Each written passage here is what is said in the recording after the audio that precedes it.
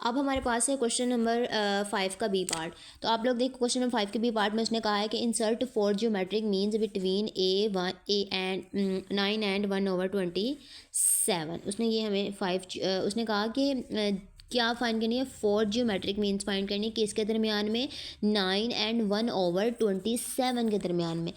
तो आप लोगों को पता ज्योमेट्रिक मीन्स जो फाइंड करनी है उसके फॉर्मूला और उसका मेथड मैंने ऊपर वाली वीडियो में बता दिया, वो आप लोग को शॉर्ट्स में मिल जाएगी वीडियो, ठीक है।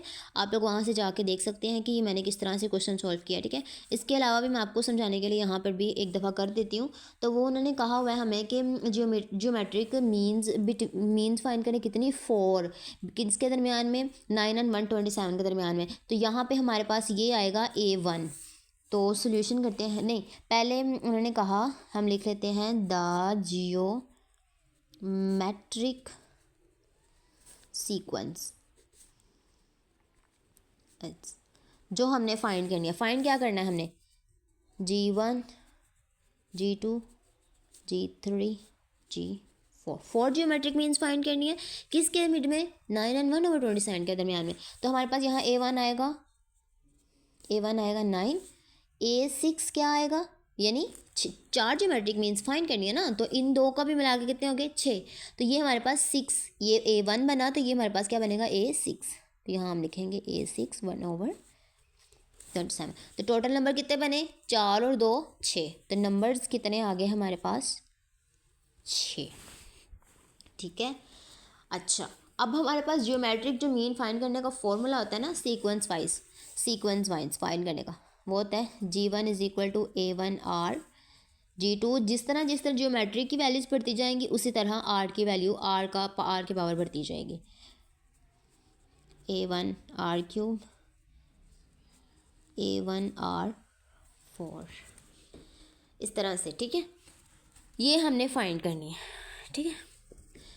तो हमारे पास अब यहाँ पे A भी है, A1 भी है, लेकिन हमारे पास R नहीं है। हम R निकालेंगे, वो किस तरह से निकालते हैं, तो उसका फॉर्मूला हमारे पास आएगा, हमारे पास ज्योमेट्री कितनी दी हुई है, 6 = A1R की पावर n-1। ये हमारे पास फॉर्मूला है, R फाइंड करने का हमारे पास फॉर्मूला है, ठीक है। तो हमारे पास A6 क्या था, 1/27। तो यहाँ आ गया 1/27 = A1 क्या था हमारे पास, 9, ठीक है। तो R फाइंड करने, n कितना था हमारे पास, 6 -1। सो अब हम इसको सॉल्व करते हैं, 1/27, ये जो 9 यहाँ मल्टीप्लाई हो रहा था इस तरफ आके क्या हुआ, डिवाइड हुआ, और R की पावर क्या आई, 5 आई, ठीक है। तो अब आप लोग देखो कि जो R की पावर 5 नहीं, अब हम R की पावर 5 = 1/27 को जब हमने मल्टीप्लाई किया 9 से, तो तुम्हारे पास आया 240। तो अब हम इसका ले लेंगे √5, ये हम ले सकते हैं ना इस तरह से। तो हमारे पास जो होता है 1/, ये होता है ये 243 का जो होता है ना पावर, वो होती है 1/3 की पावर जो 5 होती है, वो हमारे पास 243 के इक्वल होती है। तो हमारे पास R की वैल्यू क्या आई, 1/3, यानी R हमारे पास क्या आया, 1/3। ये हमारे पास R की वैल्यू भी आ गई, ठीक है। अब हमने फाइंड करना है वो सीक्वेंस। तो अब हम फाइंड करते हैं सीक्वेंस, यानी जो 4 ज्योमेट्रिक मीन्स फाइंड करने के लिए उन्होंने हमें कही हुई थी। तो वो हमारे पास, मैंने आप लोगों को बताया कि G1 = A1R। तो A1 क्या था हमारे पास, 9, R की वैल्यू क्या आई है, 1/3। तो क्या आएगा, 3 1 3 3 9।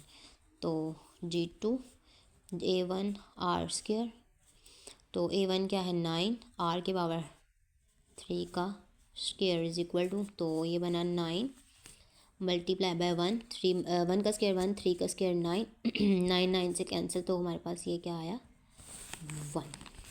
इसी तरह G3 फाइंड करेंगे, तो A1R³ 9 × 1 3³, तो 9 × 1/3, 3 का क्यूब क्या आता है, 3 9 9 3 27, 9 1 से 9, ये हमारे पास इक्वल टू किसके आएगा, = 3 आएगा, ठीक है। इसी तरह G4 4 ज्योमेट्रिक मीन्स फाइंड करनी थी, A1 R के पावर 4, तो हमारे पास आएगा 9 मल्टीप्लाई बाय 1/3 की पावर 4। तो हमारे पास 3 की पावर 4 जो होता है वो होता है